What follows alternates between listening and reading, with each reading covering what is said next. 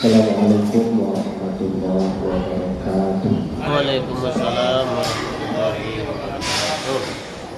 Alhamdulillahirabbil alamin wa bihi nasta'in 'ala umuri dunya waddin. Asyhadu an la ilaha illallah wahdahu la syarika lah wa asyhadu anna Muhammadan 'abduhu wa rasuluhu la nabiyya ba'dahu. Bersyukur kita kepada Allah Subhanahu wa taala atas limpahan rahmat, nikmat serta hidayahnya. Pada malam hari ini kita masih mampu untuk melangkahkan kaki menuju mushola ini untuk melaksanakan ibadah sholat secara berjamaah. Salawat dan salam mari kita sampaikan buat Nabi Muhammad sallallahu alaihi wasallam. Allahumma shalli ala sayyidina Muhammad wa ala ali sayyidina Muhammad. Bapak Imam yang kami hormati, segenap pengurus, Bapak Ibu, ini Abu, Ibu-ibu, pendukung yang hadir pada malam hari ini, adik-adik kami, anak-anak kami yang mencatat. Mudah-mudahan kita semua diberkahi oleh Allah Subhanahu wa taala. Amin. Amin ya rabbal alamin. Adapun judul santapan kita pada malam hari ini adalah 4 golongan manusia yang tidak diampuni dosanya di bulan Ramadan. 4 golongan manusia yang dosanya tidak diampuni di bulan Ramadan. Sesuai dengan hadis Rasulullah Muhammad sallallahu alaihi wasallam yang diriwayatkan oleh Ibnu Majah. Qala Rasulullah sallallahu alaihi wasallam, Allahumma innaka 'afuwun tuhibbul 'afwa fa'fu 'anni. Arba'atun la yughfaru lahum fi Ramadan wala fi ghairi. 4 golongan, kata Rasul, 4 golongan orang yang tidak diampuni dosanya di bulan Ramadan dan juga tidak diampuni di luar bulan Ramadan. Yang pertama, kata Rasul, alladzina yaqta'una ar-rahim, yaitu orang-orang yang memutuskan tali silaturahim. Yang pertama, Bapak Ibu, siapa orang yang memutuskan tali silaturahim? Yang pertama adalah seorang anak. Anak yang tidak mau menghormati, anak yang tidak mau mematuhi kedua orang tuanya, tidak mau merawat dan memelihara kedua orang tuanya, maka itu termasuk golongan orang yang memutuskan tali silaturahim. Kami bertua, Ustaz, nggak jadi nenek-nenek, nggak jadi ini.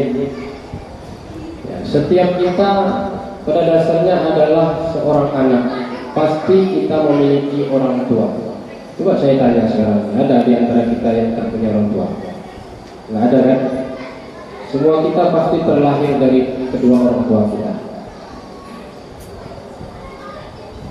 Maka otomatis kewajiban kita adalah berbakti kepada kedua orang tua. Bagaimana kalau orang tua sudah tiada? Maka kewajiban kita yang pertama adalah mendoakannya. Ini yang paling utama. Nah, yang diharapkan oleh orang tua kita di alam kubur sana adalah doa dari anaknya yang soleh dan solehah. Doa yang ditunggu dia di alam kubur di setiap waktu sholat. Oleh karena itu dianjurkan kepada kita untuk mendoakan kepada kedua orang tua kita setiap selesai sholat 5 waktu. Allahumma ighfirli dhunubi wa liwalidayya warhamhuma kama rabbayani shaghira. Itu doa yang harus kita ucapkan setiap selesai sholat fardu 5 waktu. Kalau seandainya orang tua kita masih hidup, pelihara, karena itu adalah ladang amal buat kita. Ladang amal buat kita. Ya. Tidak ada amal yang paling besar dibandingkan amalan kita memelihara dan merawat kedua orang tua kita. Karena hadis Rasul jelas, ridallahu fi ridal walidain wa sukhtillahu fi sukhtil walidain. Ridha Allah terletak pada ridha kedua orang tua, dan murka Allah juga terletak pada kemurkaan keduanya. Jadi kalau untuk orang tua kita sudah ridha, maka insya Allah apapun yang kita panjatkan kepada Allah Subhanahu Wa Taala diijabah oleh Allah Subhanahu Wa Taala. Dan ini ada buktinya di dunia. Di zaman Rasul, Allah tunjukkan bagaimana dosa seorang anak yang durhaka, yang memutuskan tali silaturahim kepada kedua orang tuanya. Pernah suatu ketika seorang anak yang ketika lajangnya ia patuh dan taat kepada kedua orang tuanya, kepada ibunya, tetapi setelah dia menikah, berumah tangga, dia tinggal dengan istrinya, lalu orang tuanya ditinggalkannya. Setiap panggilan ibunya tidak pernah dia hiraukan. Pesan-pesan yang disampaikan oleh orang untuk menjenguk ibunya tetap ia tidak hiraukan. Akhirnya apa? Sampailah suatu ketika mempunyai penyakit yang sangat menaun, penyakit yang dideritanya tidak bisa disembuhkan. Dan anehnya, saking parahnya sakit orang ini, meninggal pun tidak bisa, mati pun tak bisa. Akhirnya para sahabat mengadu kepada Rasul, dipanggil Rasul, dilihat oleh Rasul, ditanya oleh Rasul, apakah orang ini memiliki ibu? Ada, kata sahabat. Akhirnya dipanggil ibunya, ditanya kepada ibunya, apakah ini anak ibu? Iya. Apa dosanya kepada ibu? Dosanya dia tidak pernah menghiraukan panggilan saya, ya Rasul. Setiap kali saya rindu kepadanya, saya panggil dia tidak pernah menjenguk saya. Sakit hati saya. Maukah ibu memaafkan anak ibu? Saya tidak mau memaafkan, ya Rasul. Akhirnya Rasul memerintahkan para sahabat untuk membakar anaknya. Lalu ketika perintah Rasul untuk membakar, barulah tersentuh hati ibunya untuk memaafkan anaknya. Dan ketika ibu ini memaafkan, barulah anak ini mati, ya, meninggal dalam pangkuan ibunya. Ini dosa bagi anak yang durhaka, artinya memutuskan tali silaturahim dengan ibunya. Lalu bagaimana anak yang taat? Pernah suatu ketika Rasul memerintahkan Umar bin Khattab, hei Umar, pergilah kau ke Yaman. Ada suatu negeri namanya Yaman. Pergi kau ke Yaman sana, cari orang yang namanya Uwais. Ciri-cirinya kulitnya putih semua, rambutnya putih, alisnya putih. Ya, penyakit apa namanya itu? Ada orang penyakit putih itu ya. Itu ciri-cirinya. Kau temui, cari, namanya Uwais. Padahal waktu itu Rasul belum pernah ketemu sama orang ini, karena Rasul adalah utusan Allah, jadi dia mengetahui segalanya. Pergilah Umar. Penasaran Umar, apa sih istimewanya orang ini, sehingga saya disuruh oleh Rasul untuk memintakan doa kepadanya. Apa istimewanya orang? Lalu pergilah berangkat Umar bin Khattab ke Yaman, dicarinya, ketemu. Kamu Uwais? Iya. Diteliti oleh Umar, apa istimewanya, apa ibadah orang ini? Rupanya Uwais ini setiap hari menggendong ibunya. Ibunya sudah tidak mampu lagi berjalan. Kemanapun ibunya dia gendong. Dengan baktinya kepada ibu, kata Rasul, doanya makbul. Doanya tidak tertolak, langsung diterima oleh Allah. Makanya Umar bin Khattab langsung disuruh Rasul untuk didoakan kepada Uwais. Barulah Umar bin Khattab minta doakan kepada Uwais. Rupanya Bapak Ibu, kaum muslimin jamaah yang berhadir, doa anak yang berbakti dan merawat ibunya adalah doa anak yang soleh. Doanya tidak tertolak di sisi Allah Subhanahu wa Ta'ala. Bapak Ibu yang saya hormati, lalu yang kedua, jangan putuskan silaturahim kepada sanak saudara kita, terutama kepada saudara kandung yang terdekat. Barulah nanti kepada sepupu-sepupu kita dan lain sebagainya. Bahkan Rasul memerintahkan, kata Rasul, jikalau ada di antara saudara-saudaramu yang memiliki lemah ekonomi, maka bayarkan zakat kepadanya, sementara dia bukan dalam tanggunganmu. Ya, artinya dia tidak hidup bersama kita, dia tidak di bawah naungan atau tanggungan kita kesehariannya, maka kata Rasul, bayarkan zakat kepadanya. Maka barang siapa yang membayarkan zakat kepadanya, kata Rasul, dapat 2 pahala. Pertama, pahala membayar zakat, yang kedua pahala bersilaturahim. Oleh karena itu, kalau ada rencana kita yang lemah ekonominya, ya mari kita lihat, kita bantu.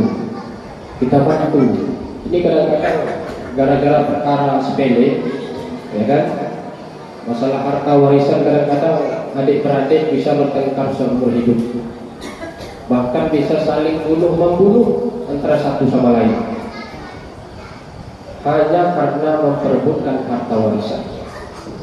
Padahal agama kita menuntut, kalau ada saudara kita yang lemah, mari kita rangkul, kita bantu,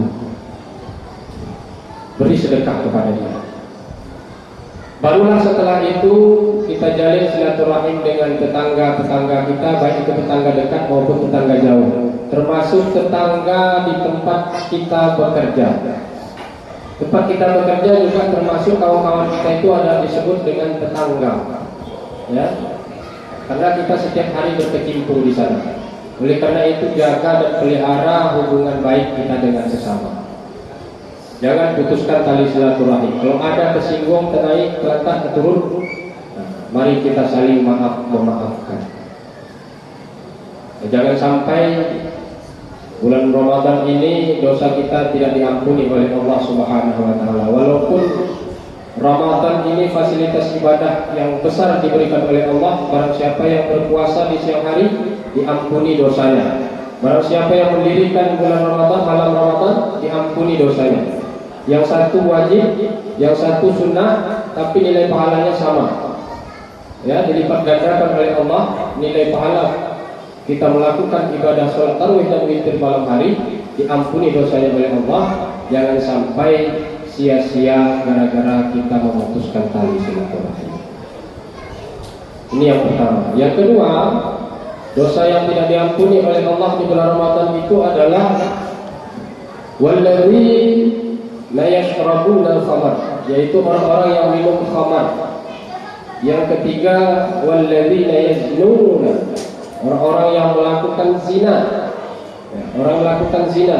Dalam Al-Quran mendekati saja tak boleh, apalagi sampai melakukan. Wala taqrabuz zina di dalam Al-Quran. Lalu yang terakhir, walladzina yas'aru, yaitu orang-orang yang melakukan sihir. Ya, sihir, teluh, santet, jimat, apa namanya istilahnya. Jadi kalau ada kita memelihara itu hari ini, mari kita keluarkan, kita buang jauh-jauh. Jangan sampai kita simpan. Ya, mungkin selama ini pernah kita meminta kepada orang-orang pintar, ya, entah jimat namanya, supaya kita dagangan kita laris, ya kan? Ditaruh di depan pintu, kemudian ditaruh di tempat tidur dan lain sebagainya.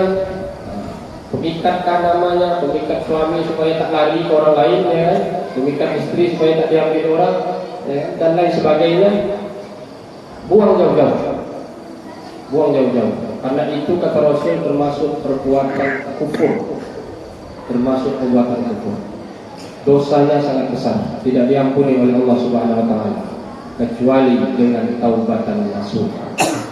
Jadi, kalau kita memiliki 4 dosa itu atau 4 golongan, termasuk 4 golongan orang yang disebutkan tadi, maka obatnya hanya satu, yaitu taubatan nasuh. Taubat yang sesungguhnya.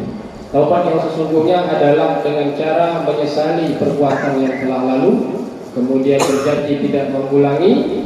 Ya, berjanjinya bukan kepada manusia, tetapi berjanji di hadapan Allah Subhanahu wa taala, kemudian mengisinya dengan amal-amal soleh. Itulah taubatan nasuh.